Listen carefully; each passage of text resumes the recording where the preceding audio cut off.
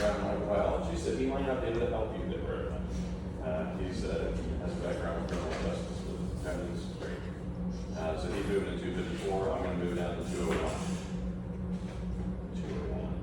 201. Okay. Yeah. So this same floor, last office, right before the walkway to silo. So right there, that corner office, we're trying to stay on it. We're moving down there. That was where we carried it. So they moved me down there. I'm moving down there on Thursday afternoon. So, yes. So starting Friday, fingers crossed, I'll be down there. So that means it's still right for the office number. So I need to update that or just remember I'm doing it. Alright. So let's talk a little bit about this stuff. This kind of more depth will wrap up the information you need for the first exam, and then we'll talk a little bit about that first exam here for this thing. Okay, so talk a little bit about this. So we talked about normal flora. Depending on the text that you read and how old it is, it's also referred to as microbiota, normal flora, resident flora, indigenous flora, endogenous flora. It's the same stuff. It's microorganisms that live on or in you that are part of your normal flora. They engage in mutual and commensal associations. We talked a little bit about this before. Most organisms, most of the microorganisms that are normal flora on or in your body are going to convey a benefit to you, and you're going to benefit them in some fashion. The way you tend to benefit them is you give them some kind of a carbon source, and the way they benefit you is multifaceted. It can either be they can help ward off a pathogenic infection with pathogenic microorganisms, so by starting them out or making antimicrobial peptides or whatever they may do. And then some of the other ones, we believe, engage in commensal relationships, which is where one of the organisms benefits and the other doesn't necessarily get anything out of it. So there's commensal relationships. Usually, the way we look at them now is they get the benefit and we don't really get anything out of it. So we give them the carbon source by eating food, and we don't really see where they do anything for us. Again, when we talk about like the Human Microbiome Project and things like that, talk a little bit more about that maybe offline today.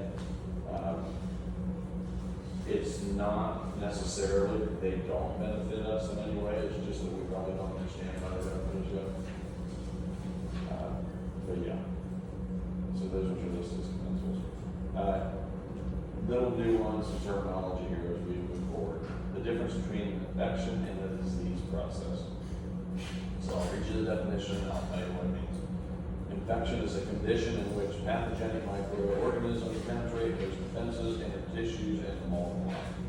So if you're talking about an infection, let's say we're talking about a bacterium. The bacterium is there, the bacteria is multiplying, and it's entering into tissues, but it hasn't damaged any cells yet. As soon as it damages a cell, even if it's just a single cell in your body, it's considered a disease process. Can you detect when it goes from infection to disease? No. Because how do you detect when something goes, how do you detect the disease process? When there's damage to cells, what do you see like in a patient? Symptoms, right? You have to damage a lot of cells before you start seeing symptoms. But technically, as soon as there's damage to one single cell, it's a disease process. You just can't tell, you can't determine. So disease is any deviation from health, disruption of tissue or organ. So again, as soon as there's any kind of damage, it's considered a disease process. Infection is just when it's there, it's multiplying, and it's starting to penetrate into the tissues. So then by definition, infectious disease is a disease process by which a microorganism, an infectious microorganism, has caused damage to your cells. So that's an infectious disease. Infectious disease, for the most part, the vast majority of them are communicable, which means they can be passed from one person to another. We won't talk too much about this, at least not yet. If for some reason you have an infectious disease that cannot be transmitted from one host to another, you're considered a dead-end host, which means it can't be transmitted from you to somebody else.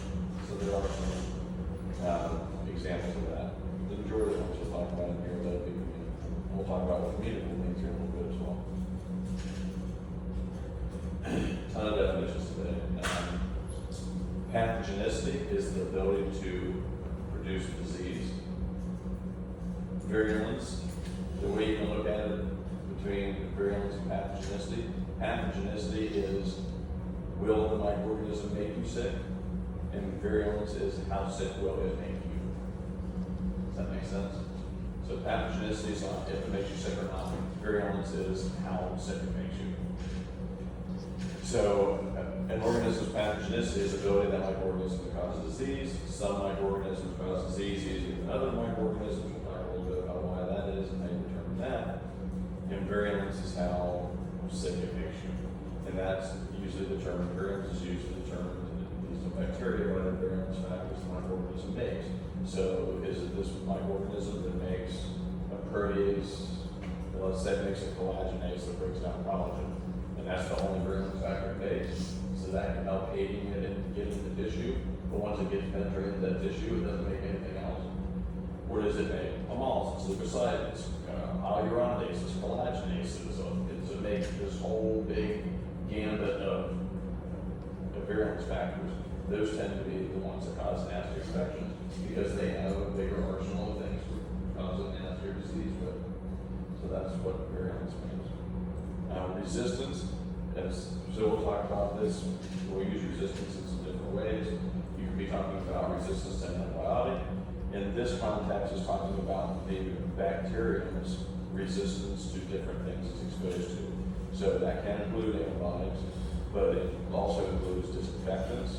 It doesn't have a resistance to disinfectant exposure. Some pathogenic microorganisms do. Does it have resistance to drying out? So it can survive on really dry environments. Those organisms tend to survive better in clinical space because they can live on surfaces, on protites, which are inanimate objects, and then be transferred from one patient to another. So they can live on surfaces. Yeah. So the transmission factor of the pathogen, does that go under pathogen or the emergence of pathogen? So you mean how easily it spreads, like aerosolized and things like that? Not really.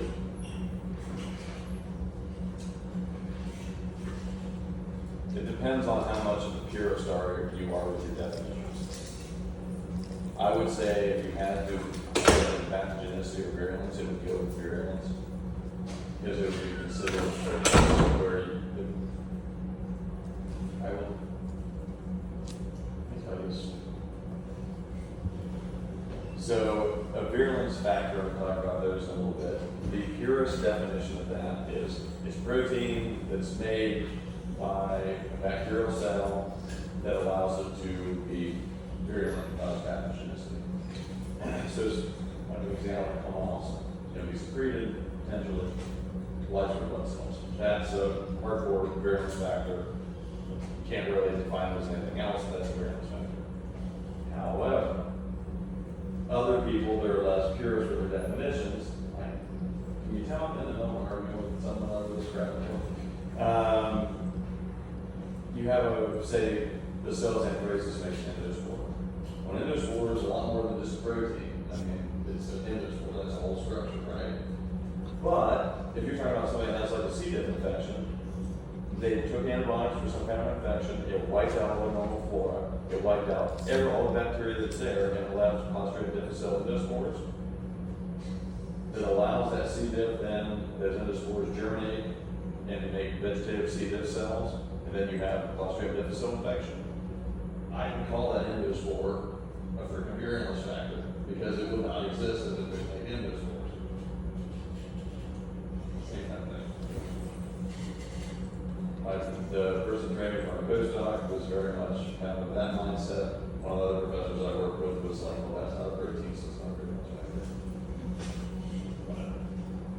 But yeah, we're not going that far in the weeds, even though I just did.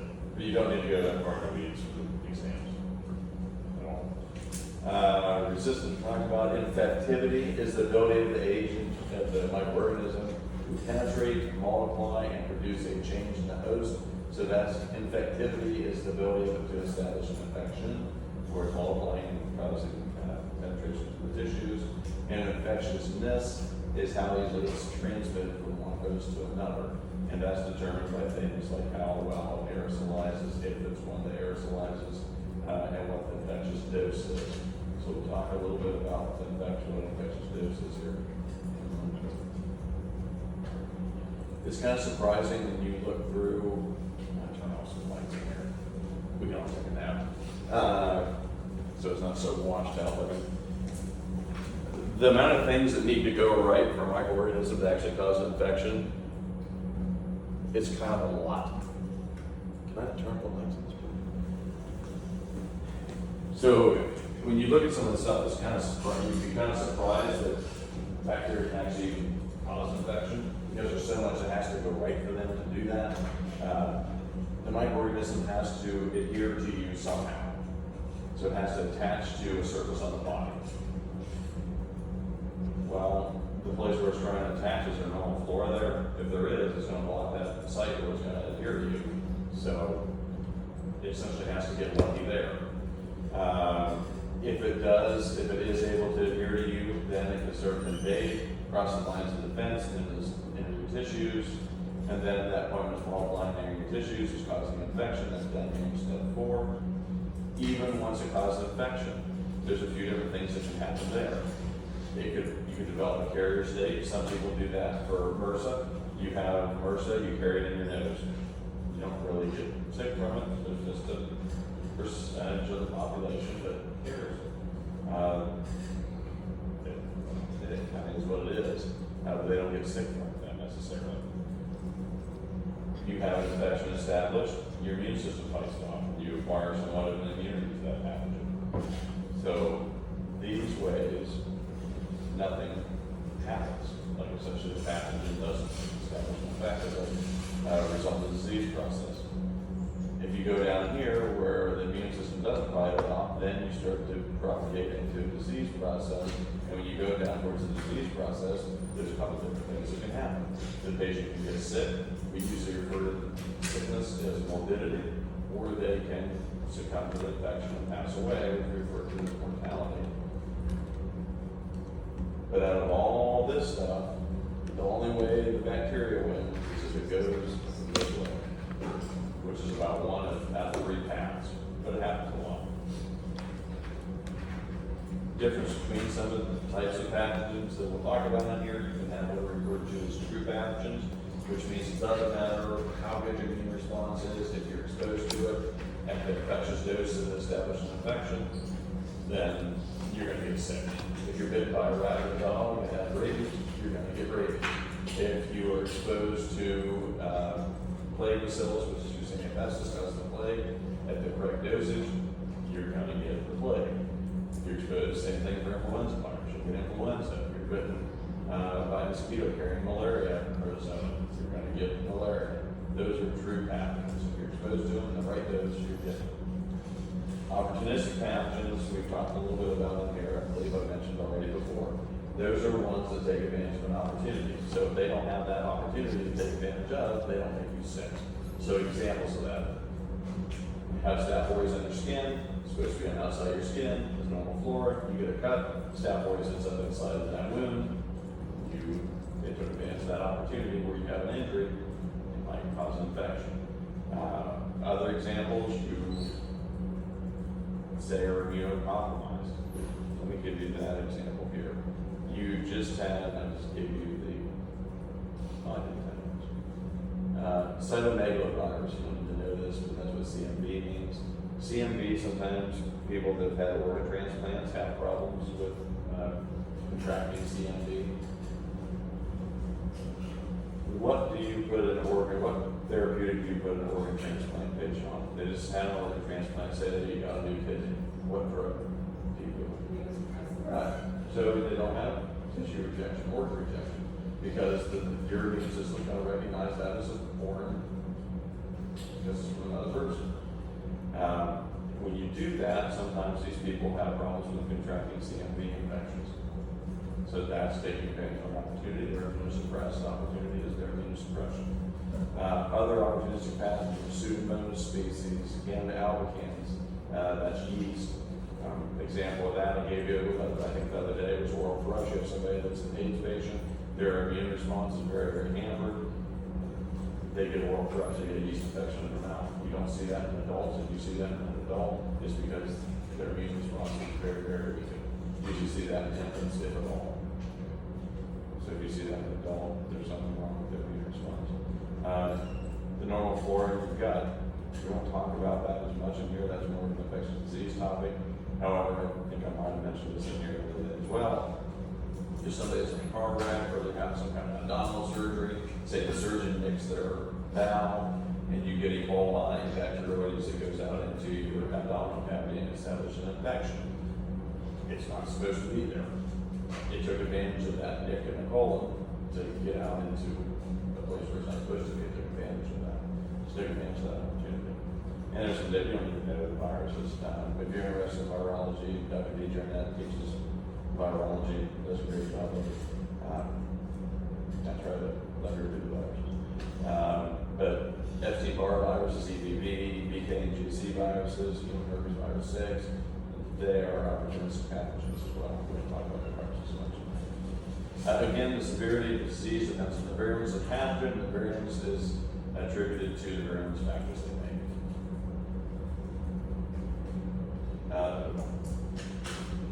These microorganisms, there is infectious dose. Some of them are very low, and some of them are very high. So I'll explain that to you here in a moment. But the infectious dose is the minimum number of microbes required for an infection to proceed. That means if the infectious dose for measles, we'll talk about some of these in a little bit, for measles virus is one single milligram measles virus, then that's all it takes to be sick. If you're exposed to one measles virus, you will get measles. Other ones are thousands, hundreds of thousands, millions. You have to become exposed to a lot of them in order to get the infection. If you're not exposed to that amount, you don't get the infection. That's all infectious dose is. The smaller the infectious dose, the greater the virulence. We'll talk a little bit about that here shortly. And again, if you don't have that amount of bacteria, whatever that infectious dose is, then you won't get the infection. So here's some examples. So what does this mean? So the infectious doses for these examples given up here, measles is one virus. I'm trying to find something on the top. Let's look at the difference between measles and anthrax. It's virus versus bacteria, but work with here for a little bit. I'm just looking for two things that are respiratory. Measles, one virus is infectious dose. You're exposed to one virus, you get measles. Anthrax, you have to be exposed to about 8,000 to 50,000 endospores to get respiratory anthrax. So which one would you consider to be a greater risk for infection? Measles. Right, that's it. It's simple, right? Because you can be exposed to a lot less and still get the disease. Where we start to really worry about some of these microorganisms is when they have a very low infectious dose and they're very easily aerosolizable. Those are the nasty ones. Yeah. Huh? No, do not memorize these. Thank you. No, please don't do that. You don't need to know. I just want you to know the difference. Like how to interpret this. Please don't memorize these. Don't memorize these.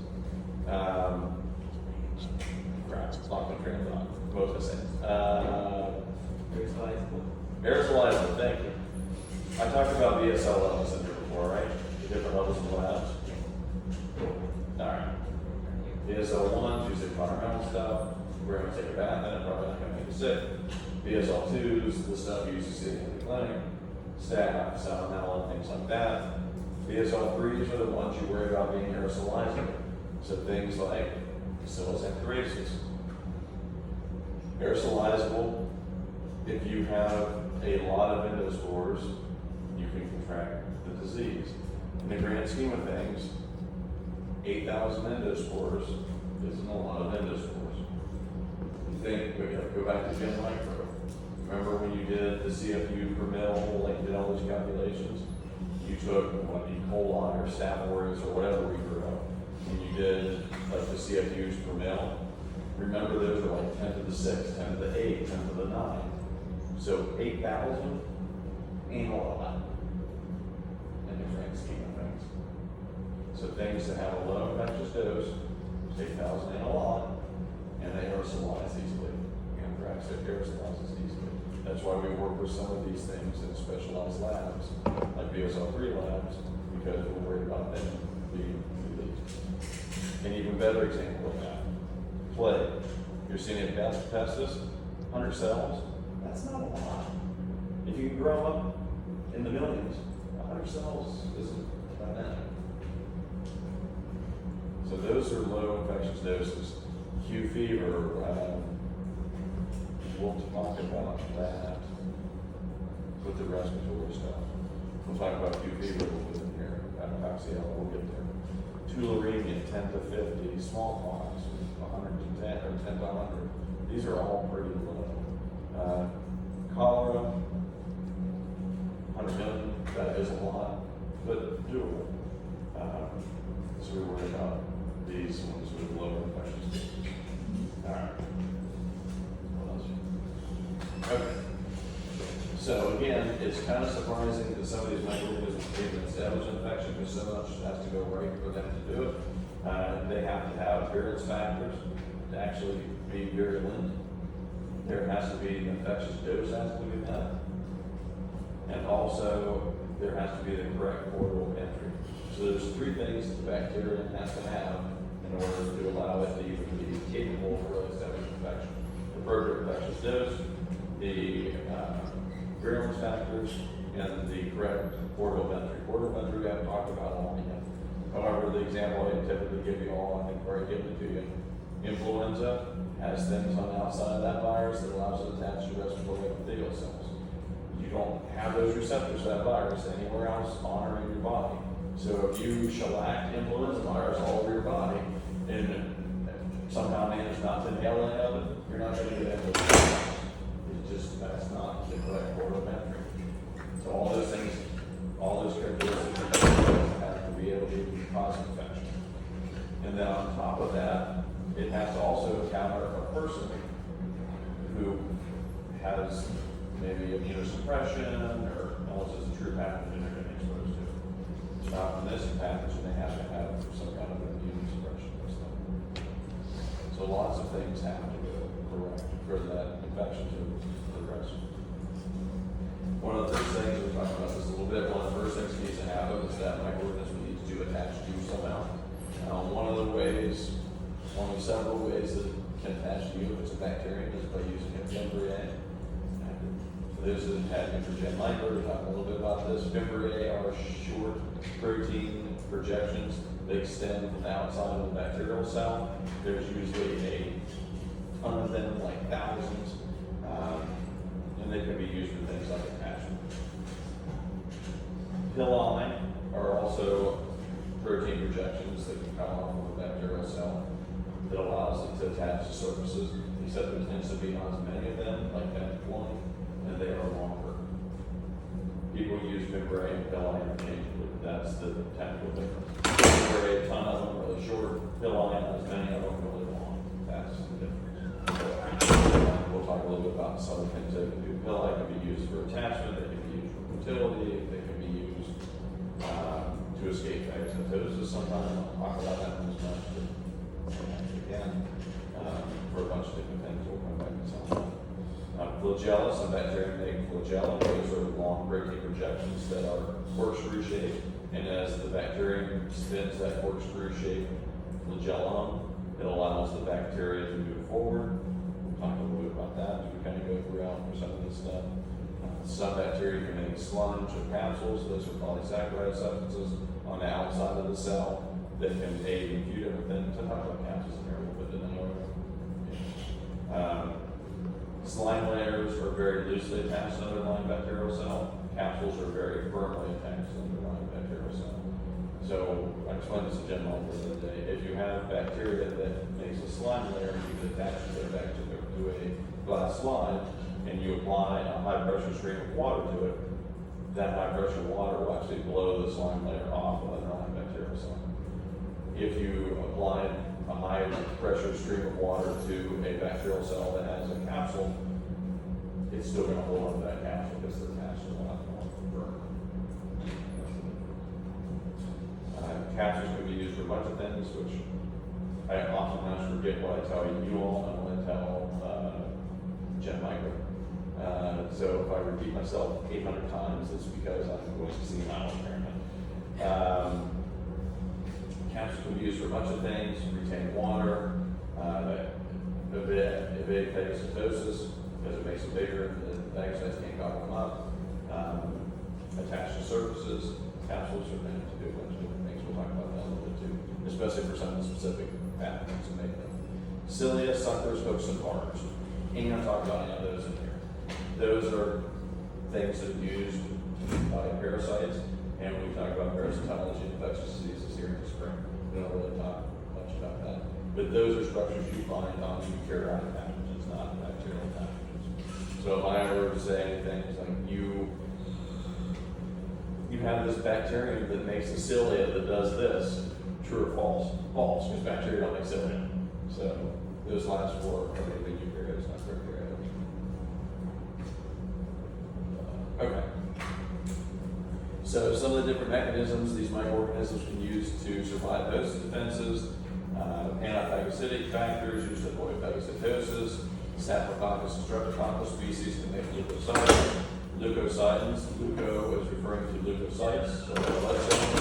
Cytins means cytal, means kills. Leukocytin kills white blood cells. That's all it means. Some bacteria can make leukocytins. Staph and strep tend to have genes that code for leukocytins. Slime layers and capsules I talked about, those make phagocytosis difficult because what they do is they take a small bacterial cell, have a big capsule that makes the effective size of the bacterial cell a lot bigger. The macrophage, the phagocytic white blood cell, can't wrap its pseudopods around that because it's just too big to engulf. If it is engulfed for some reason, by some mechanism, then sometimes the capsule allows it to be not broken down as well. We'll talk about that a little bit later too. Ability to survive intracellular phagocytosis, again, capsules can do that. Also, there's other things we'll talk about throughout the semester. Anybody remember what Jen Micro, what a catalase does? What's a catalase do? Or what's that enzyme do? What's its function? What's a breakdown? That's a better way to put it. Breakdown of hydrogen peroxide? Breakdown of hydrogen peroxide, good. So, in the phagolysosome, inside certain white blood cells, like macrophages, they can produce hydrogen peroxide. Hydrogen peroxide can be used to kill these pathogenic bacteria. If the microorganism makes a catalase, it breaks down the hydrogen peroxide, and then the white blood cell can't kill the bacterial cell. So that would be another antiphagocytic factor. There's a ton of these. There's a ton of ways some of these bacteria figure out to get around white blood cells kill. And we'll talk about the specific ones as we get on the different pathogens here in a couple of weeks or so. Again, tons of definitions today. Virulence factors we talked about. The pure definition of that is a protein that conveys some kind of a virulence ability to a pathogen. But in reality, it's any kind of a trait that's used to establish an infection. Virulence factors determine the severity of the disease. Exoenzymes or enzymes are secreted. Some bacteria can make exoenzymes. These are things I was talking about, like hyaluronidase, collagenase, things like that, that allow it to break down components of tissue to invade said tissue. So those are exoenzymes. Toxigenicity, capacity to produce toxins at the site of multiplication, so where they're making more bacterial cells. If it's a gram-negative, all gram-negatives make endotoxin. So endotoxin is lipid A. Lipid A is a component of lipopolysaccharide. Lipopolysaccharide is found in the outside of gram-negative cells. This is the example I told you about the other day. If you have somebody that has sepsis from gram-negative, and there's a lot of bacteria there, and they get treated with antibiotics, it kills all the bacterial cells. When those bacterial cells die, lipid A is going to be released, and they're going to end up getting a septic shock. So, that's what an endotoxin is. Exotoxins are just toxins that are secreted by bacteria. That's it. Exo means external, toxin is toxin. So it's a secreted toxin. We'll talk about a bunch of those. Should we go through this? Antiphagocytic factors can help the microorganism kill or avoid phagocytes, remains inherent to the host. So examples of antiphagocytic factors, we just talked about some. Leukocyte. What's the best way to evade a white blood cell from killing you? You just kill a white blood cell. Then there's no white blood cell to kill you. So that's an example of antiphagocytic factor. Or they avoid phagocytosis in the first place. There are some bacteria that have figured out ways to essentially hide out from white blood cells. So there's a few ways they can do this, and we'll talk about specific examples as we go throughout here. Some bacteria hide inside your cells. If they hide inside your cells, your white blood cells can't find them, can't detect them because they're inside your cells. Some microorganisms love to get gobbled up by bacteria. They love to get gobbled up by macrophages because they live inside the macrophage. The macrophage can't kill them. The white blood cell's not going to be able to, that white blood cell with the bacteria inside of it isn't going to stimulate an immune response because it's one of your white blood cells. Other things you can do is they can make, one of the examples of this is M protein. Essentially the bacteria can mimic proteins you make in your body to hide out from the immune response. We'll talk about examples of that as we go through this. Okay, so what's the process of bacterial infection? Let me walk through this diagram. I feel like it's a little bit easier to understand. This is what a clinical infection looks like on a graph. If you were to graph it. You have an incubation period. Well, obviously you're initially exposed to it. The microorganism attaches to you somehow, and then you have an incubation period. Depending on the pathogen, the incubation period is different. Influenza virus, for example, the incubation period might be 3-4 days. Measles virus, it's 2-3 weeks. Depending on the pathogen, that has different lengths of incubation. Incubation periods when the infection is starting to be established. There's attachment, whatever the pathogen is multiplying, it's starting to invade the tissue, starting to establish an infection. Then you have these vague kind of symptoms. If you feel tired, or you have a sore throat, or things like that, they're kind of nondescript, like I think I'm getting sick symptoms. Those happen during the prodromal stage. So, question for you. So the difference between infection and disease. During the prodromal stage, do you think at that point you're looking at an infection, or you're starting to move into being a disease? Infection. You're seeing symptoms of disease, because you start to see the symptoms. You have damage. Technically, the disease process is damage just to one cell. So if you're starting to see symptoms, you're moving into a disease process. So prodromal stage, vague symptoms, and then the infection starts to get worse, or I should say the disease process starts to get worse, and that kind of magenta color line there is starting to go up here. The symptoms are getting worse because there's more damage to your cells. And then you get up to this point where a couple of different things can happen. They're not necessarily graphed on this graph. Best case scenario, height of infection, you've been exposed to it. Hopefully you have a little bit of immunity to whatever this pathogen was. Your symptoms kind of plateau, really not really getting any worse. And then you start to go into a period of convalescence where you're starting to feel better, the symptoms subside, and you have hopefully somewhat of an immunity to whatever that pathogen was.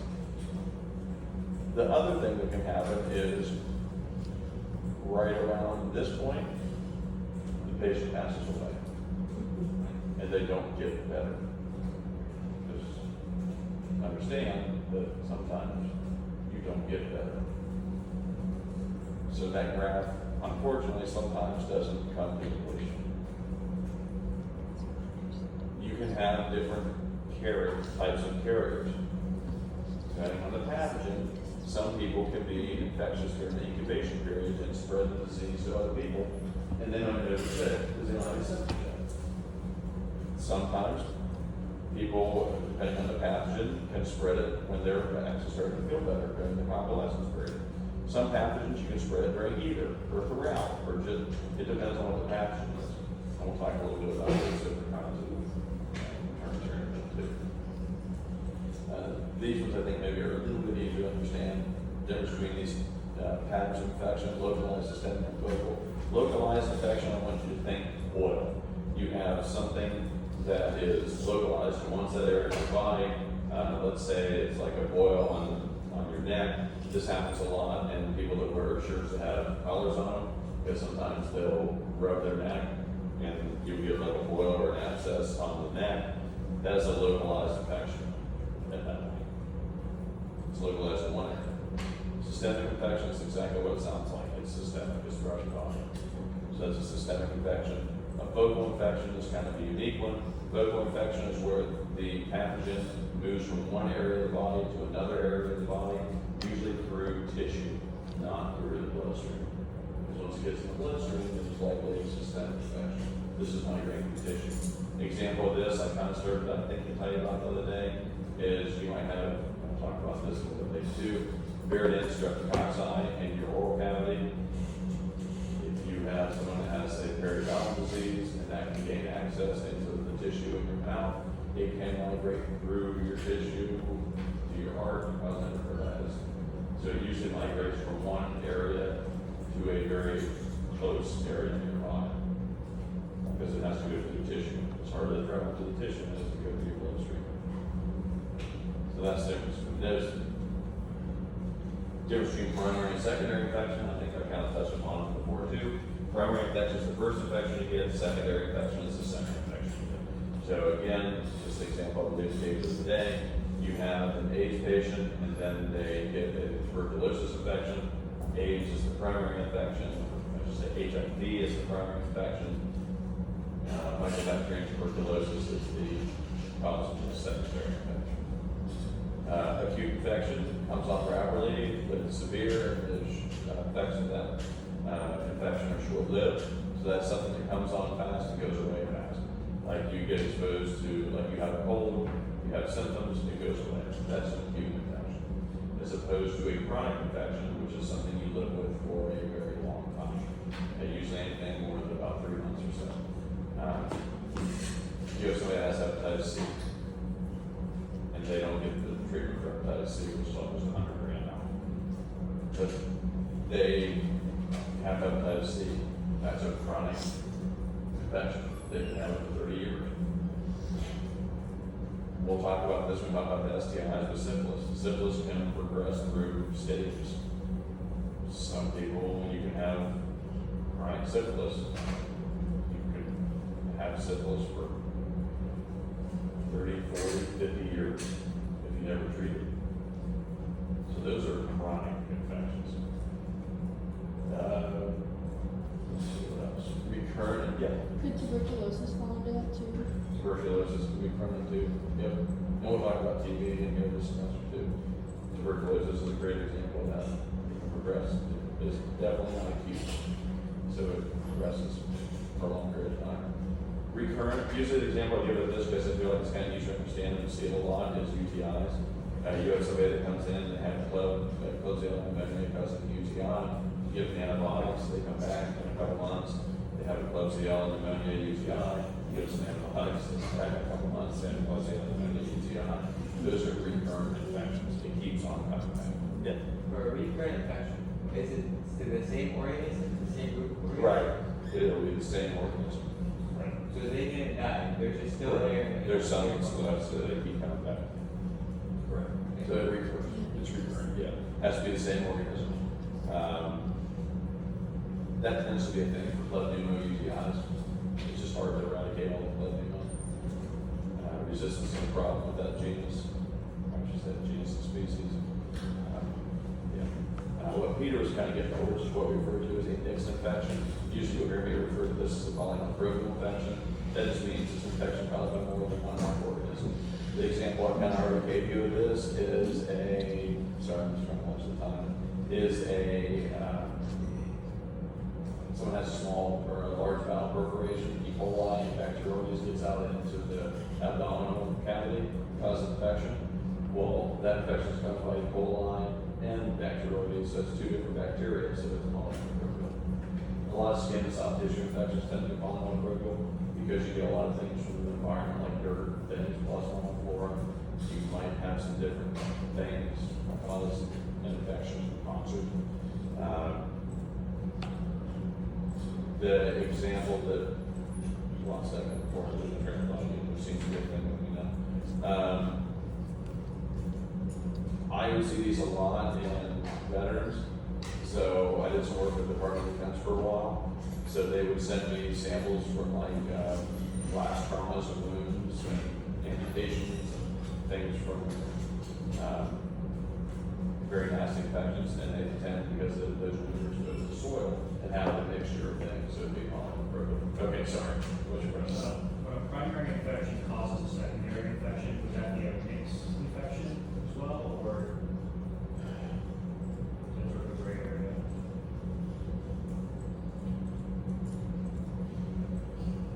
That is a bit of a gray area. Because for it to be a mixed infection, it has to be causing an infection in the same area. So for like the example I gave you, like the HIV example, HIV is systemic, causing systemic problems.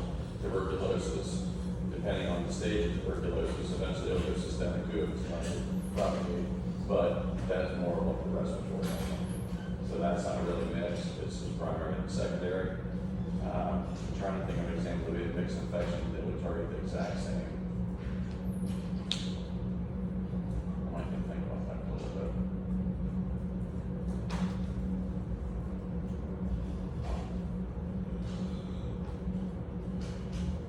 Maybe something like a surgical site, because it's the same spot.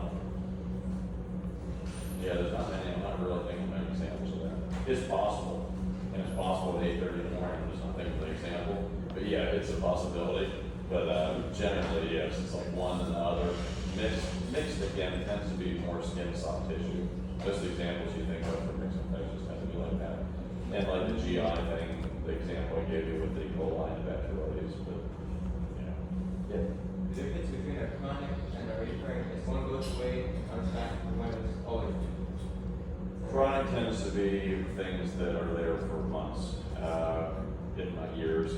Recurrent is the same thing, comes back. It seems like it disappears, the symptoms go away, and then it recurs. Chronic is continuation. Continues, you're always gonna have like HIV is a chronic infection, people know. Like Magic Johnson's had HIV infection for good Lord, what, 40 years? We don't talk about that as much in here, but I guess HIV is so low in the system, it's below the point of detection. Like if you test an for HIV, you have that negative. Like that's how it is super low. Why not? This is why we do combination therapies. Combination therapies, I've talked about a lot here for things like tuberculosis. You use more than one drug with different mechanisms of action, because the chance of that microorganism becoming resistant to all those drugs that have different mechanisms of action is really, really tiny / impossible. So for therapeutics for HIV, you use a cocktail, like 2-3 different kinds of antivirals.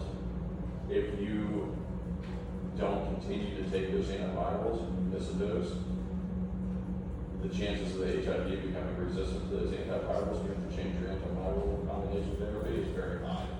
So this is why Magic Johnson, I watched a documentary about it. I guess he has like he's very regimented with taking those therapies. He has those pills like in his car. He has a stash of those pills in his bathroom. He has a stash of those pills. It's like his bag he uses to travel. Those pills are freaking everywhere. So he's somewhere and he's like, oh, it's time to take my pills. He's got them everywhere. So he's been like religiously taking that combination therapy for like 45 years. So that's why he's doing so well. And also, I mean, there is some economics to this too. Magic Johnson's not a poor individual. He had access to a lot of therapeutics and things back in the day, and a lot of people that didn't have as much money were able to get it. So he's done great. There's a lot of people that live with those types of infections now. You just have to make sure you take the therapies. Don't miss doses. Yeah. For current infections like UTIs, not always see the instances of antibiotic resistance. It's mostly due to resistance. So you have some kind of pathogen that's causing infection, you give an antibiotic, seems like it works, the symptoms kind of go away, and you're like, okay, cool. But then there's a couple bacteria left that antibiotic didn't wipe out, and then they just grow back again. And now those that are resistant to the first antibiotic you gave, so you have to try a different antibiotic. They, floods are good for that. Usually like extended spectrum beta lactamase resistance, like ESBLs. Okay, this just shows you what we just talked about in like picture form. Yeah, we've done all this already.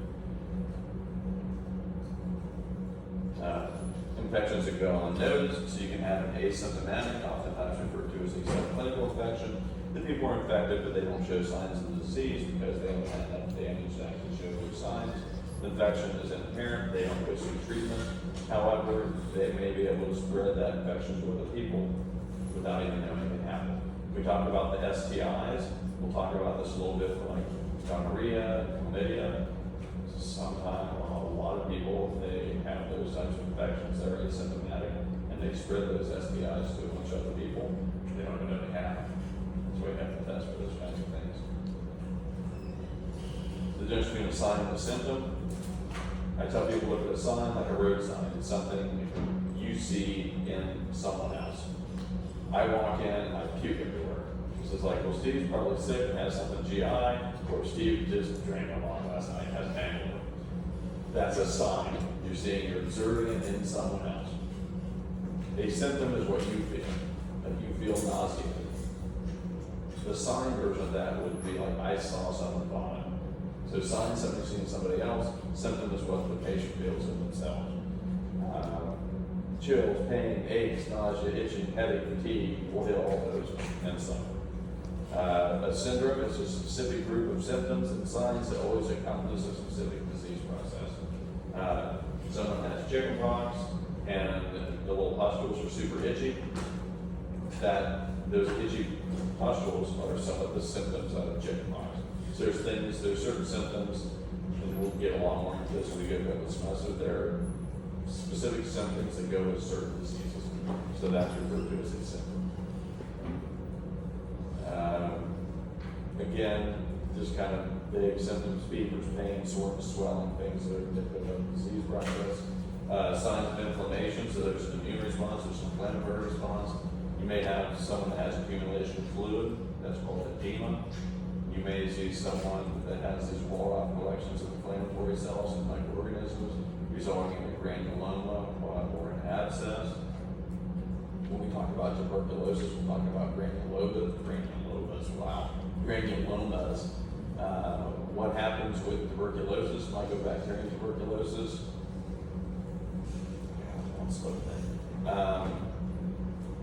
Mycobacterium tuberculosis makes mycolic acid. Your immune system has a hard time trying to deal with microorganisms that make that. The waxy substance has a hard time being exposed.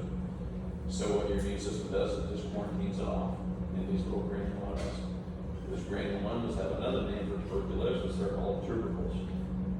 That's why tuberculosis is called tuberculosis, because it makes these granulomas called tubercles. The immune system doesn't know what to do with it, so it just quarantines it, walls off in granuloma, or granulomas, I should say.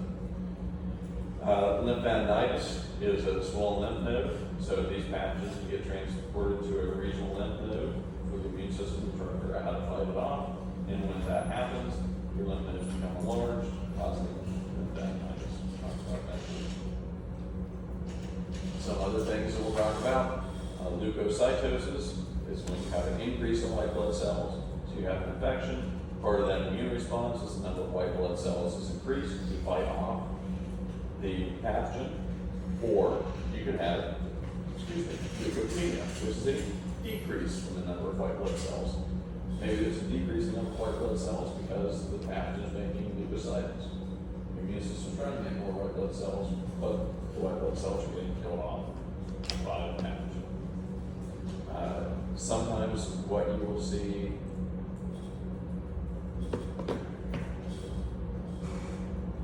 I will tell you this term now, that way maybe you remember when you see it, and you'll talk about it, but you don't even know it yet. A left band shift. What a left band shift means is that's determined to mean there's a bunch of immature white blood cells. So you have an infection, the infection's getting fought off by immune response, but in the process of your immune system trying to fight off that pathogen, the white blood cells are destroyed, a bunch of them. So your immune system is putting immature white blood cells out of fight infection because the mature ones have been knocked out. So some pathogens you'll see a left band shift, which means immature white blood cells. Bacteremia, that's when you have some bacteria in the bloodstream. They're not necessarily multiplying, but they're there. You can have something referred to as, well, bacteremia is bacteria in the blood, so obviously that could result in sepsis eventually. But you can also have transient bacteremia. I think I'm going to talk about this in here. Transient bacteremia is where you have a little bit transiently in the blood. You have somebody that brushes their teeth really, really hard to the point where it bleeds. And then some of the bacteria in the oral cavity goes into the bloodstream. It's a small amount of bacteria. It's there transiently because your immune system wants it out. It's there in a small number. Same thing if you have somebody that has a very, I always try to figure out what synonym I want to use for this, a very forceful bowel movement where there's a little bit of blood. Sometimes bacteria in the colon can get into the bloodstream transiently. Doesn't remain there very long. Viremia, same thing. It's viruses are there. They're not necessarily multiplying, but you have viruses in the blood. Fungemia is fungus in the blood. Parasitemia is parasites in the blood. Anytime you see emia, it means whatever's before emia is what's in the blood. That's all the terminology. Some microorganisms can undergo very low latency, where they hang out for a long period of time, and then they cause a recurrent infection. Example I typically give of this is chickenpox. It's caused by herpes zoster virus, which we're supposed to call varicella zoster virus now. Varicella zoster virus, you have somebody that has chickenpox, and then it goes into latency, your dorsal root ganglia, down here, with the towards words, see, down here. Hangs out there for many years until you become immunosuppressed or something else happens to you where it recurs, comes down latency, it causes shingles. So that's an example of a latency and recurrent infection. Chronic carrier, typhoid Mary was a chronic carrier for salmonella. She would carry salmonella, she would cook for a bunch of people, she would shed salmonella into the food and kill a lot of people because she essentially fed them salmonella fish. She was a chronic carrier. She didn't really get sick from it, but there were many people that died that she cooked for. We'll talk about that a little bit later too. Sequelae or long-term or permanent damage to tissues or organs from infection. The example of that is post-polio syndrome. Post-polio syndrome is for those people that have polio at a young age. They have long-term like neuromuscular problems for the rest of their life. An example of this from an actor you know that recently passed away is Dr. Sutherland, which I always shows up for Donald Sutherland was the old guy in Hunger Games. Yeah. The example that I used to like to give is he was the professor in Animal House that reaches up like to get like a coffee cup. He doesn't have any pants on. No one knows what Animal House is anymore because I'm old freaking dirt. So we won't worry about that example. He's the old guy in the Hunger Games. Passed away recently. But he had long-term like neuromuscular problems because he had polio and he was really good. It was hard to tell, but he struggled with that his entire life. So that's a sequelae of him having polio. Communicable disease is a pathogen that's spread from one person to another. So it just means you can transmit it from one person to another. A non-communicable disease is a pathogen that is not passed from one person to another. Sometimes there are pathogens where it's very hard to pass it from one person to another. A better example of a non-communicable disease is a non-infectious disease example. You have cancer. You can't spread that from one person to another. You have heart disease. You can't spread that from one person to another. It's not communicable. And then contagious, it just means it's a highly communicable disease. So we talk about like measles. It's highly communicable disease because the infectious dose is 1.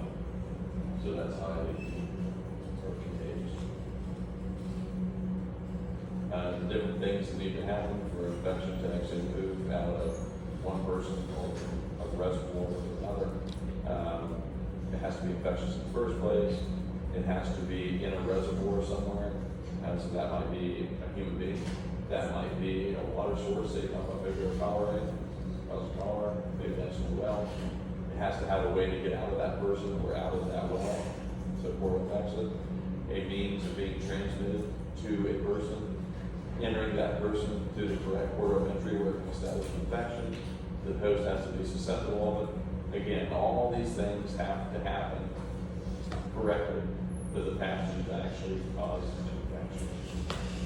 So there's a lot of things that have to go correctly for that pathogen. The infectious agent itself can be a bunch of different things: bacterial, fungal, protozoal, element, virus, prions. The source of microorganisms can be endogenous if it's normal flora, it's coming from within you, or exogenous, something that comes from somewhere else. And those exogenous things can be food, water, air, animals, other people, just coming from outside the body. So that's the difference between endogenous and exogenous. Endogenous is normal flora, exogenous is something else. Reservoirs of infection. You can have human carriers, you can have animal carriers. A lot of the organisms we talk about, Brucella, Burkholderia, Pseudomonas, that's not the way I'm going to go. Burkholderia, Brucella, Anthrax, they have animal carriers. Anthrax you'll find associated with like sheep and cows. If you have somebody that like cans leather and make leather, you'll see anthrax associated with the soil. They'll sometimes get skin anthrax infection from canning leather. Yeah. I took those from somewhere that I don't remember where, offline. I did not draw those. Yeah, I took those offline from, I don't know, some report, something. But the influenza virus example for, I can go through some of these wonderful illustrations that I probably couldn't even do that well. Pig. So for influenza virus, the viruses that you worry about causing pandemics, like global epidemics, are ones or influenza viruses that pass through an animal and then through us too. So they have some characteristics of like avian influenza virus, and then some characteristics of human influenza virus, which means your immune system doesn't know what to do with it. So they cause really nasty infections, they spread easily, they can cause real pain. One of the things they can go through is pigs. They also go through horses and birds and things like that. The pandemic ones tend to come from birds, sometimes pigs. Rabies, obviously, you find in animals. Environmental sources of these different types of infections, these different pathogens, soil, lots of different nasties in the soil, even things like NTM that the EPA launches. NTM, we'll talk about this a little bit later this semester, kind of middle through probably. Non-tuberculosis mycobacteria. There's a lot of mycobacteria that are in the same genus as Mycobacterium tuberculosis that can cause, a lot of times, different skin and soft tissue infections. The EPA watches some of the sources of those. Histoplasma you can get from the soil as a fungal infection. We'll talk about that in infectious diseases. Cholera you can get from the water. Legionnaire's disease. We'll talk a little bit about that here this semester as well. Legionella pneumophila you can get out of water sources. Some things are associated with plants. There's just things that live in the environment. And the source is the individual object from which an infection is actually acquired. Again, lots of definitions of that. That's important. An acute clinical case infected with the disease and become ill. A carrier, you're going to carry it and conspicuously shed it and spread it to others. You may be experiencing the symptoms of the disease itself. So again, remember I said, depending on what the pathogen is, you might be able to spread it during the incubation period or the convalescence period or both. Incubation carriers, by that same token, are ones that can spread the infectious agent while they're incubating that infectious agent that don't have symptoms yet. And apparent infections, so these subclinical infections where they're asymptomatic, they could be spreading it to others without even developing the illness themselves. So the chlamydia and the gonorrhea example that I gave you, we'll talk about later. Convalescent carrier, they're spreading it while they're getting better. But they're starting to not have any symptoms, but they're still spreading it. And you can have a chronic carrier, which is like the typhoid Mary example you spread for years. Passive carrier is a contaminated healthcare provider who picks up pathogens, transfers it to the patient. That's why we did the little glove exercise that apparently appears a little off. Don't find it interesting or you're removed from their lab animal. If you touch a patient with gloves on that has Staph aureus infection, like say they have MRSA, and then you don't change your gloves, you go to another patient, and you transfer the Staph aureus to that patient, you are what is referred to as a passive carrier. You don't have a Staph aureus infection, you're passively carrying it on your gloves, so that's a passive carrier. We'll talk about vectors a little bit more in infectious diseases, but a vector is an animal, usually it's an arthropod. So a mosquito, a tick, a fly, something like that, a flea, will transmit an infectious agent from one host to another. Biological vectors actively participate in the pathogen's life cycle. So what does that mean? That means that, I'll give you an example, I'll give you the malaria example. Malaria, the life cycle of the malaria parasite, Plasmodium, there's certain stages of its life cycle that has to be completed in a mosquito. If it doesn't have that mosquito vector, that biological vector, it can't complete its life cycle. It needs to be in that mosquito for a part of its life cycle. A mechanical vector, it does not need that vector for part of its life cycle. Example of mechanical vector would be you have a picnic, you have potato salad, the potato salad has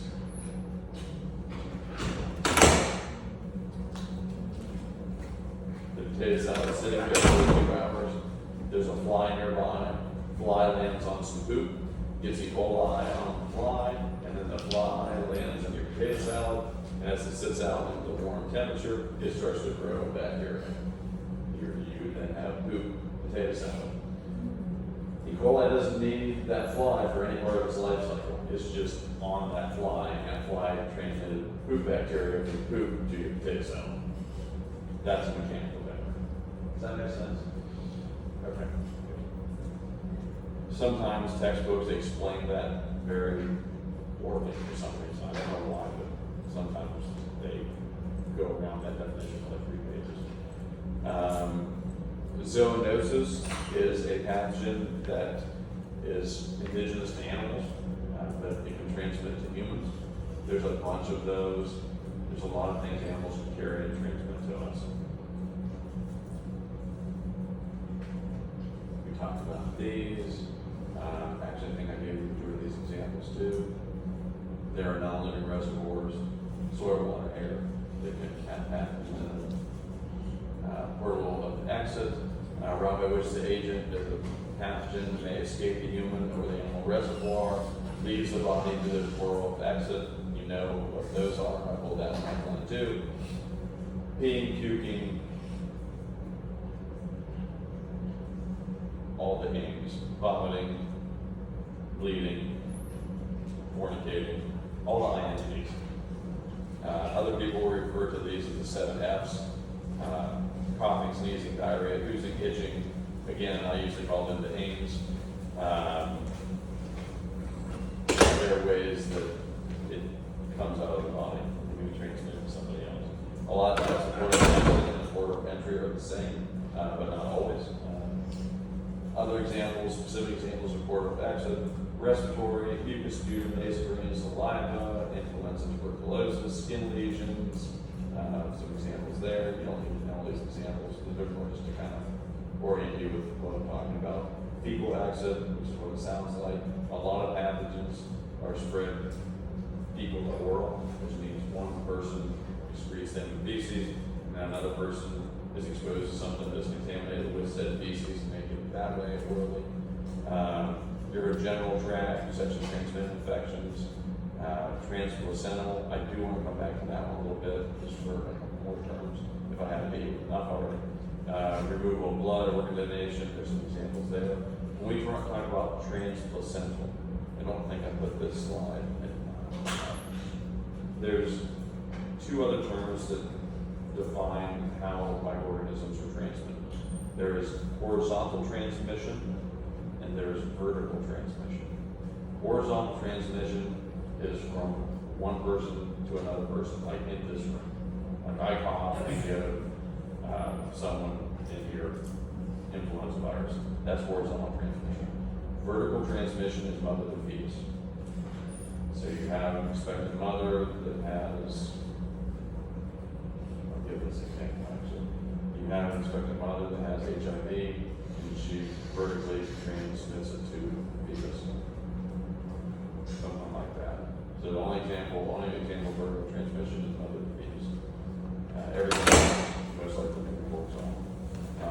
Different kinds of contact transmission. Again, some people call these the 7 F's: fingers, fortification, feces, fomites, food, fluid supplies. That pretty much covers a lot of this stuff. This can be through direct touching. Here's an example of that again, vertical transmission mother to fetus. I'll put that in there somewhere. Or directly touching someone else, shaking someone's hand, having sexual intercourse with somebody, obviously direct forms of contact. And then there are indirect forms of contact. Being exposed to a fomite. I have influenza virus, I sneeze in my hand, I walk up, I touch the doorknob, put influenza virus in the doorknob, somebody else comes up, touches their hand onto the doorknob, they open the door, and then rubs their face, and gets influenza virus that time. By that mechanism, fomite, that would be the doorknob is a fomite, so you touch the contaminated inanimate object. Fomite is an inanimate object. Doorknobs, sink handles, pencils, equipment, tissues, towels, mummy needles, things that don't have a pulse that you got a pathogen on. A common vehicle or a source could be contaminated food. Maybe there's a buffet and there's something bringing in the buffet that made everybody sick. There's an example of that out west here where somebody intentionally put something in a buffet to make the town sick so it influenced the election. That was back in the 80s or 90s. Can't remember the details of that. Essentially, it was a small town. They were trying to elect the mayor or something, and there was this religious, I think, I use the word cult in quotation marks right now, because I don't remember what they called it or not. But they laced the salad bar at the local restaurant, which I think was the only local restaurant, with salmonella, to try to get everybody sick. So all the people could go vote, and all the people that were part of that community could go vote and get their person in. They went to prison for a very long time, if I remember correctly. So that would be like contaminated food. Another thing is contaminated food doesn't have to necessarily be like something like bioterrorism like that. It's that, and I was giving the Chipotle example. You go to Chipotle, somebody that's a worker at Chipotle goes to make a burrito. Beforehand, they went to the bathroom, they did not wash their hands, and then they make a burrito for you. Yeah, that's a contaminated food source. You might get something from that. Medications. That one we will talk about actually a little bit later throughout the semester here too. Multi-dose vials, we've started to move away from that a little bit. You have one vial that has multiple doses, and you take a syringe out and you contaminate. Like when you take the first dose out, you contaminate the whole vial, and then everybody else gets contaminated drugs from there on out. So they're trying to make that where we go away from multi-dose vials and have single-dose vials, because it is contamination risk for sure. Surgical equipment. Maybe you autoclave, you work in the dentist's office, and you autoclave the little picks and everything you use for dentistry, and the autoclave didn't get to temp, didn't sterilize it. Maybe you go to the barber shop and they used a comb or scissors or something on you, and they didn't use enough barber saw or whatever they barbicide on it. They dropped it on the floor before you came in, and they're like, it's fine. Cool. I mean, these are kind of common vehicle sources. We'll talk a little bit more about that here in a second. Vector, insects that transmit infections, direct or indirect contact, fecal and oral routes. Talked about that. Droplet transmission versus aerosol transmission. Droplet transmission is anything that travels less than about a meter, because a droplet is big. Aerosol droplets are smaller, so aerosols travel further. Some pathogens can be transmitted through droplet transmission, some can be transmitted through aerosol transmission. It's the aerosol transmission which you worry about because they travel a meter or less is droplet transmission.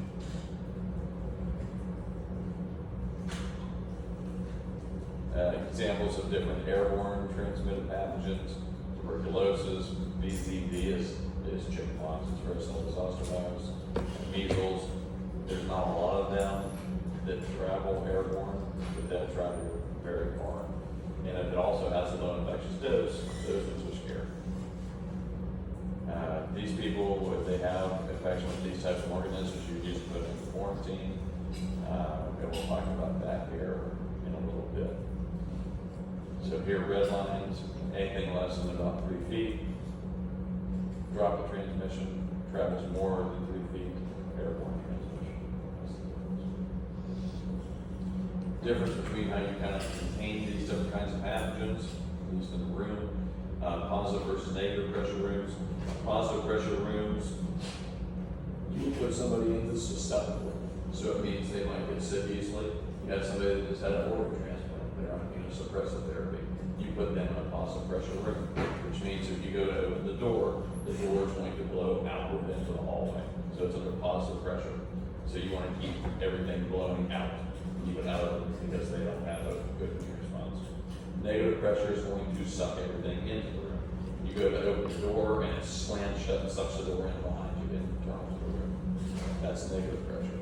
Negative pressure rooms you use for someone. You put someone in there that has something that you don't want to get out of that room.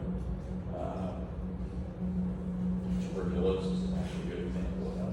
You have a TB patient, you don't want that to get outside of that room. You don't want other people to be exposed to it. So that's negative pressure. So positive pressure for susceptible people, low immune response. Negative pressure room for somebody that's super contagious. You can have parenteral transmission, which is you get like a needle stick, central line, chest tube, surgical incision. You're working on a patient and somehow you coat yourself with something that was used to coat them, I guess is maybe a simplistic definition of that. Example, about a week after me and my wife got married, there was somebody came in with a car accident, I believe, and someone was working with her, was like cutting off the person's clothes, and they went just right over top of her finger when they did it, like her ring finger, and like cut like right next to where she wears her ring band. That's it.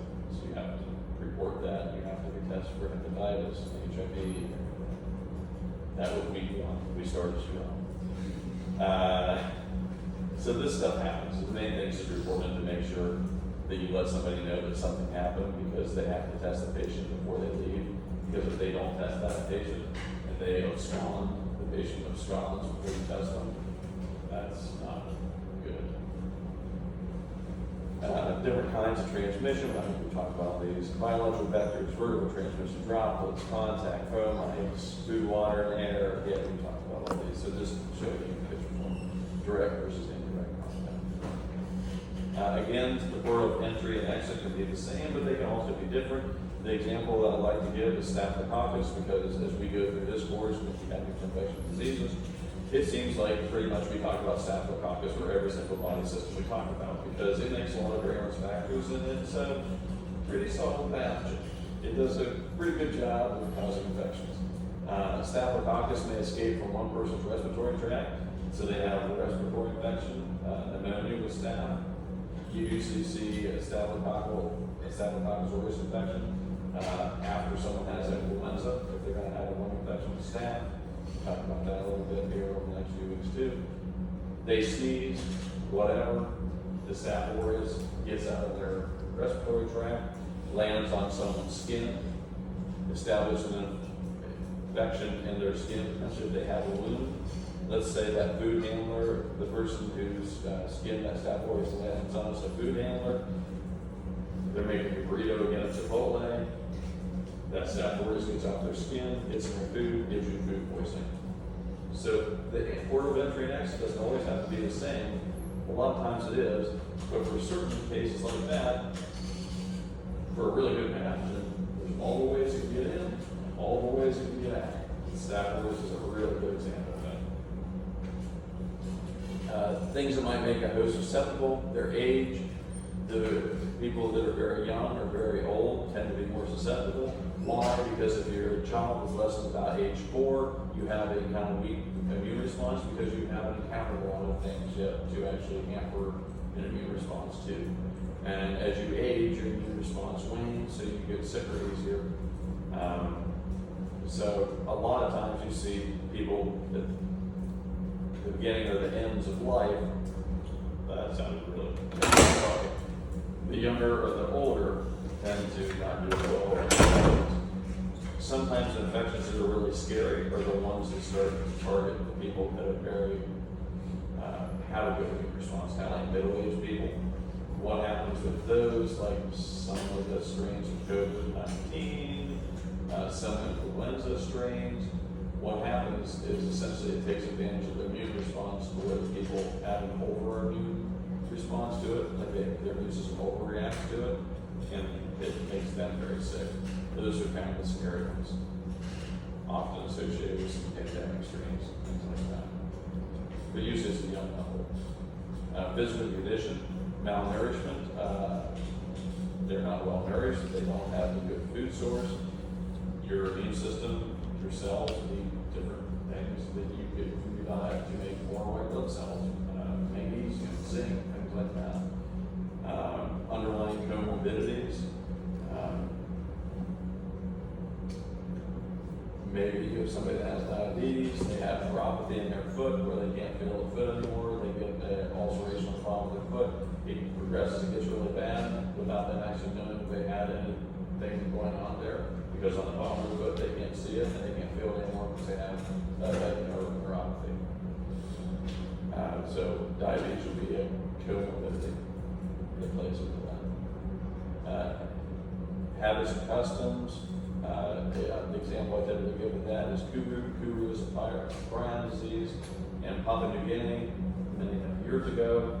Part of their custom, one of their relatives died, was to eat the dead family member. And part of the stuff that they ate was brain tissue, neurological tissue. They started to get Kuru, so they had the prion disease that came from that neurological tissue. So once they changed that, Kuru went away. So that'd be like a local custom. Genetic factors, you have somebody that has cystic fibrosis. They have cystic fibrosis and it opens them up to lung infections like Pseudomonas aeruginosa. It's very hard, if not possible, to eradicate. So it's a genetic factor because that's a gene mutation in, CFTR, conductance factor, transmembrane regulator. Somebody might want to Google me on that one. That's what the mutation, the gene mutation is for CF patients. Essentially, they make a lot of excess mucus in their lungs that opens them up to having Pseudomonas aeruginosa infection. We'll talk about that. Pseudomonas change the way it behaves when it's in that environment, and it makes a really nasty, lingering, chronic infection that's hard to treat. And usually you just don't even eradicate it all the way, you just kind of try to keep the numbers low. Resistance factors for you, gastric acid in the stomach is going to kill those things because it's around pH 2. Ciliary respiratory tract is going to sweep those things up away from your lungs. Your cough reflex, your body is very good about trying to expel things. If you have something that's a respiratory pathogen, you cough and sneeze and things like that to get it out. If you have something that's a GI pathogen, you've got vomiting and diarrhea to get it out. So those are responses of your body in addition to your immunological responses to get that bad stuff out. Intact skin and mucous membranes protect you from a lot of stuff. Natural immunity, different types of immunity, active natural immunity. You were exposed to something, it made you sick. You went through a convalescence period, you got better, now you have an immune response to it. Or passive natural immunity, transfer of maternal antibodies from mother to fetus. So a couple different antibodies. As a fetus, your mother across the placenta, IgG can be transferred to convey some immunity. The fetus wasn't exposed to the pathogen that actually is recognized by that antibody. So those antibodies won't last for a long period of time, but it will give you some passive natural immunity. And then breast milk, you have IgA, same kind of concept. You'll get temporary immunity. but eventually those antibodies degrade and they're not there forever. Artificial immunity, you get a vaccine, or you,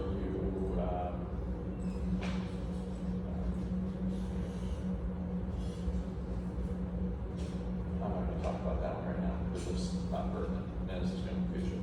You got a vaccine, let's just leave it at that, we'll come back to the rest. Other than socioeconomics, if you're sick and the environment you're in doesn't have the ability to treat that illness due to socioeconomic status, that is a risk factor. Or maybe the ability to diagnose what you have because they don't have the $1 million machine, because you're somewhere that can't afford that. Gender sometimes plays a role in this. The way they respond, so we'll talk about this, we'll talk about the STIs. Some for certain STIs, sometimes women have more subclinical infections, sometimes men have more subclinical infections. It kind of comes into play with that. Occupation, we won't necessarily talk about, I don't think, in here, but there's an example of a pathogen that pretty much only seems to target Caucasian, middle-aged, sewage treatment plant workers. I'm guessing it's in poop, and middle-aged white guys work in poop plants. I don't know. That's all I got. There's some like weird oddities with some of this stuff. It's just like, what? That organism is called Trophomira with villi, causes Whipple's disease. I wrote a case report on that one time because I think if you go to work in medicine and you see a case of Whipple's disease, it will probably be the only case of Whipple's disease you ever see. You don't see it very often. It is incredibly rare. It's usually in white guys 40 to 50 that work in sewage treatment plants. So I'm guessing it's in stool somewhere. I don't know. But if you're interested in things like that, you can learn about it in infectious disease course, which I'll be offering again in the spring. But we'll talk about it a little bit there. Occupation, geographic location. So geographic location, I do want to touch on this here momentarily, just to kind of tell you what that means. So sometimes you will see, especially some of the older textbooks, they'll say this disease process is more prevalent, and I'm going to talk about this in ID2. Like the example I'm thinking of right now is like, I don't remember what it's even for. In the Western United States, I'm blanking, but they'll say some of the old textbooks will be like, oh, this is really prevalent in the Filipino population. It was nothing to do with them being originally from the Philippines. It's that that area is where a lot of people from the Philippines immigrated to 100 years ago. It's nothing to do with it's nothing to do with that at all. But sometimes people kind of like correlated that stuff. But oh, you see this more. I'm trying to think. I'm trying to think of an area where a large group of people have immigrated to.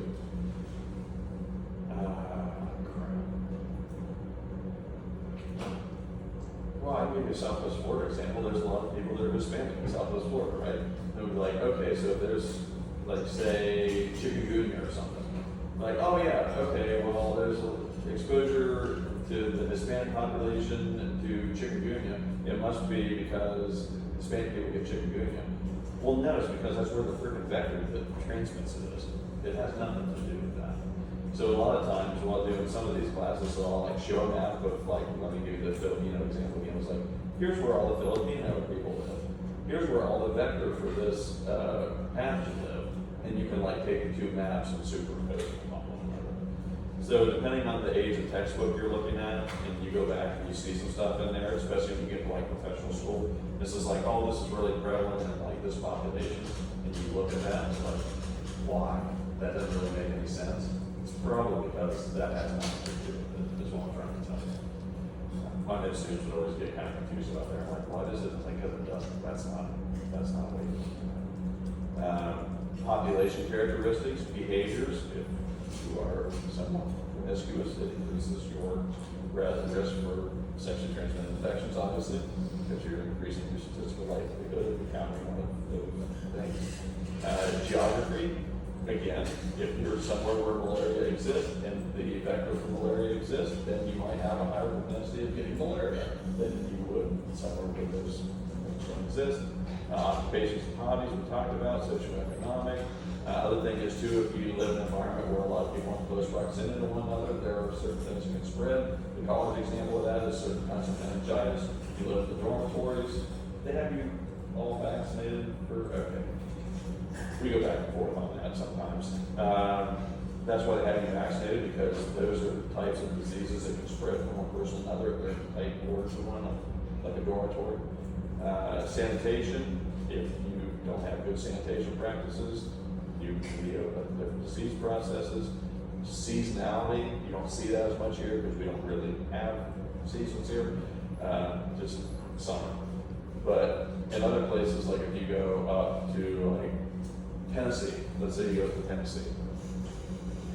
In the wintertime, it's a lot less humid and it's drier. That dries out your upper respiratory tract a little bit, and it opens you up to different types of infections because you don't have as much mucus and it's not as, yeah. So here, not really as much, unless you get one of those infections during the 2 weeks where it's less humid after 52. The herd immunity, the percentage of the population that needs to be immune to protect those that are not. So examples of that, this is why we look at herd immunity for vaccines. There are certain people within the populations that can't get vaccinated for religious reasons or medical reasons. Some people have a certain kind of seizure disorder that if they spike a fever for any reason, whether it be from vaccine infection or whatever, they have a seizure. So those people can't get vaccines. So different diseases, depending on what the infectious dose and are not, which we have talked about in here, are how easily they spread. You have, the easier it spreads, the higher the percentage of the population you have to get vaccinated to help the people that can't get vaccinated to get an infection, if that makes sense.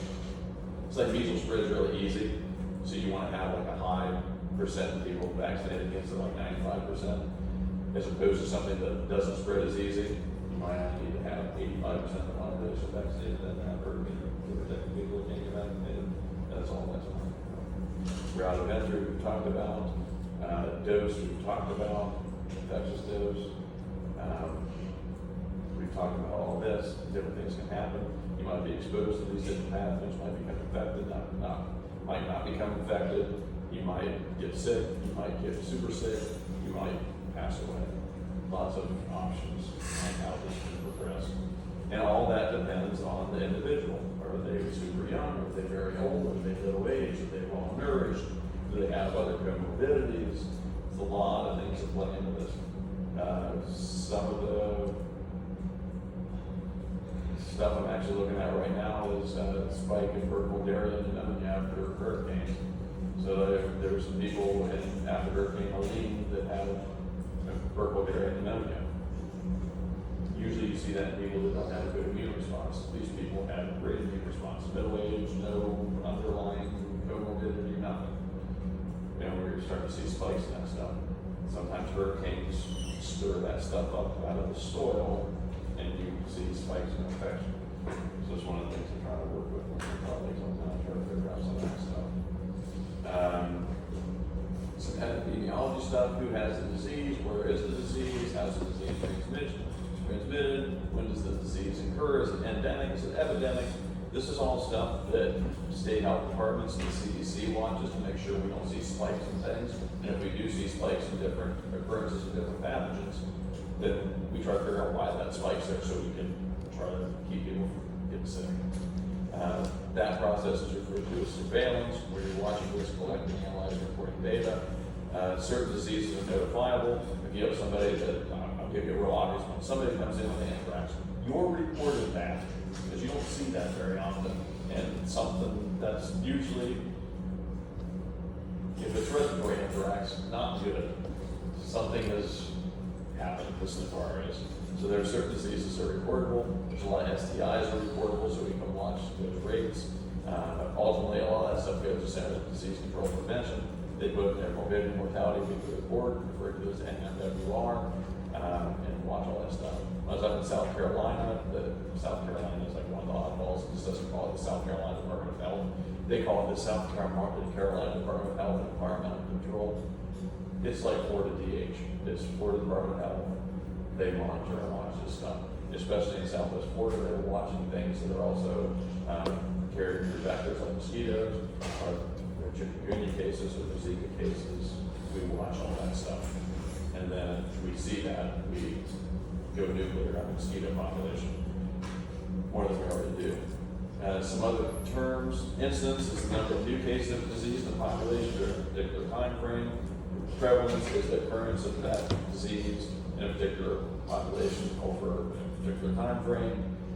So what does that mean? Incidence is new cases, prevalence is the total number of cases. So if you look at the cases of flu for this week, say there's 100 people that have flu, but only 50 of them were new cases this week. So 50 is the incidence, 100 is the prevalence.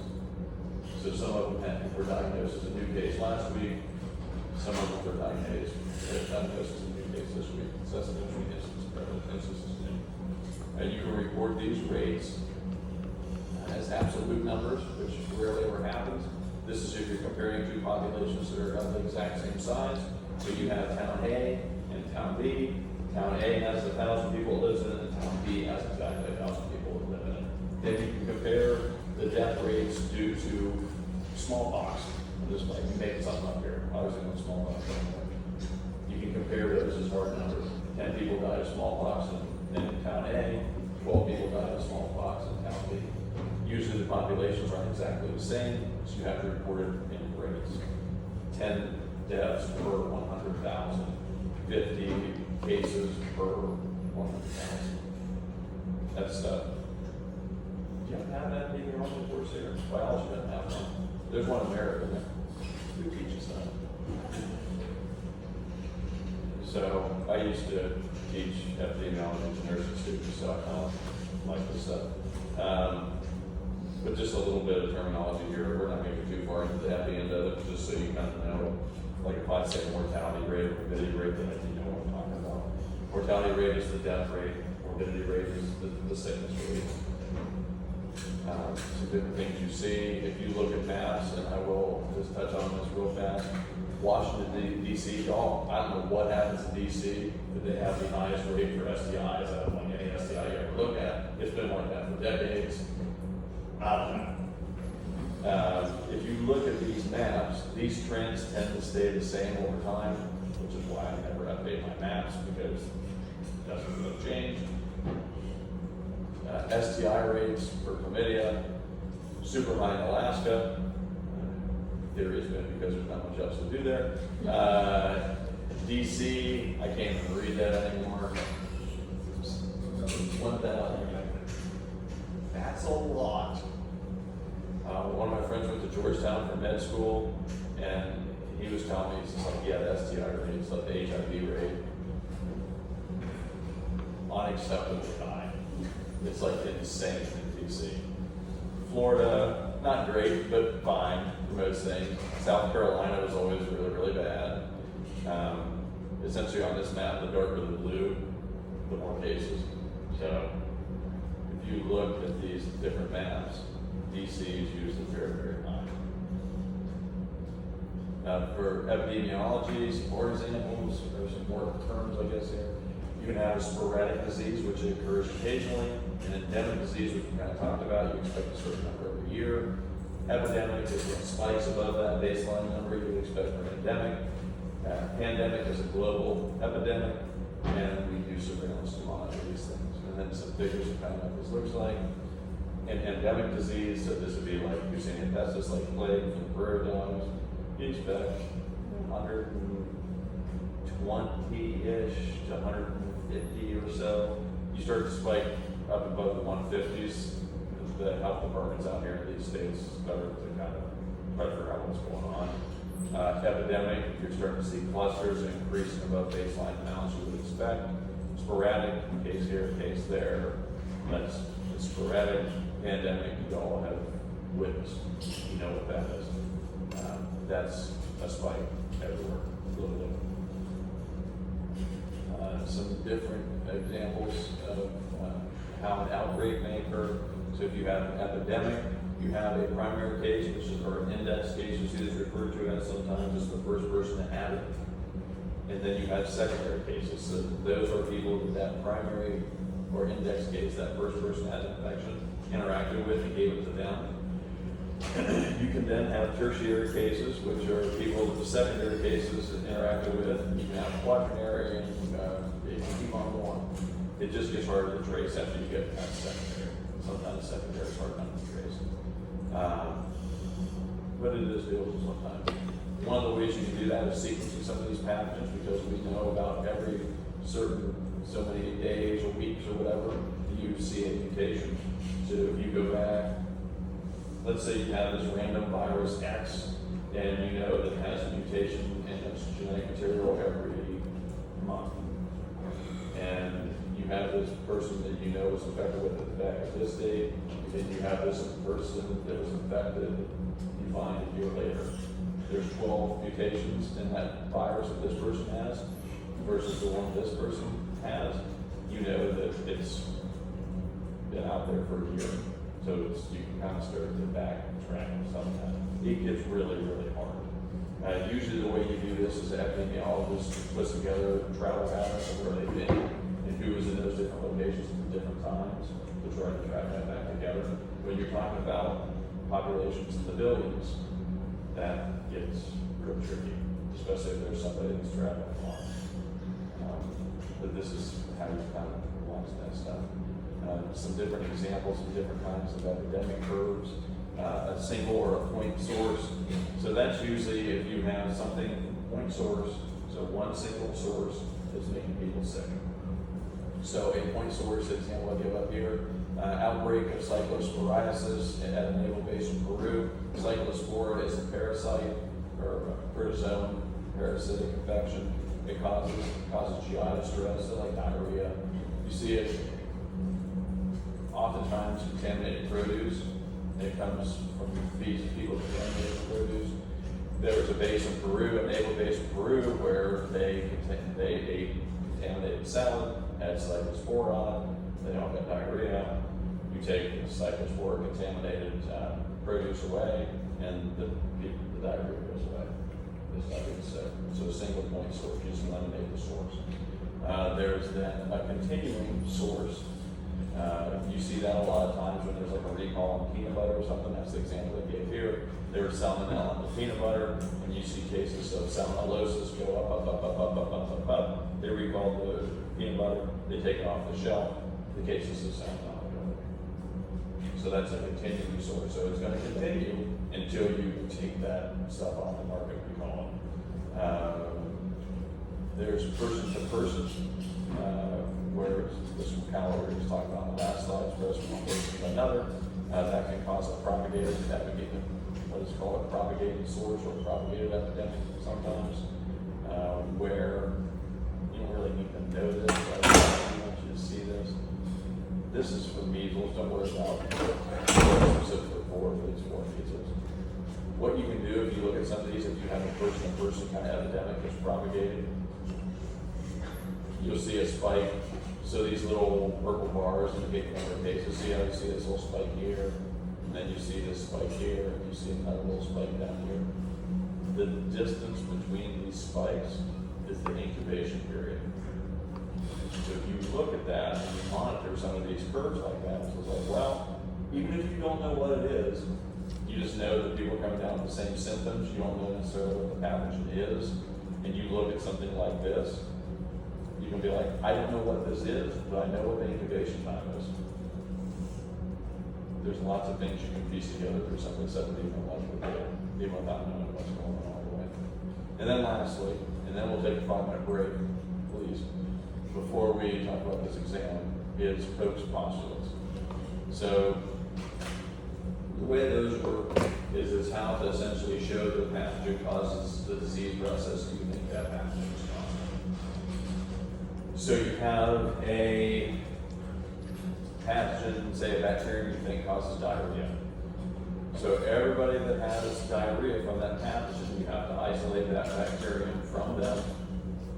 You have to isolate it in pure culture, so it means you have to have it just as on a petri dish that only has whatever that bacteria, no contaminants. Then you have to take that bacteria, give it to a mouse. That mouse should have the same symptoms then, it should have diarrhea. And then you have to re-isolate that bacterium from that mouse on a plate by itself. If you can do all those steps, there's 4. If you can do all 4 of those steps, you've proven that whatever that bacterium is causes the boobies. That's co-bacillus postulates. The problem with that is syphilis is only carried by people. So you can't use it. You obviously don't want to give people syphilis to see what syphilis causes. So the only thing you can do is use animal models. So this goes back to some of the stuff that we figured out over the past several decades, where we used what's referred to sometimes as Koch's molecular postulates. That was formulated by Stan Falco. I think I told you about him before. Essentially, I worked for Louise Actis in a postdoc.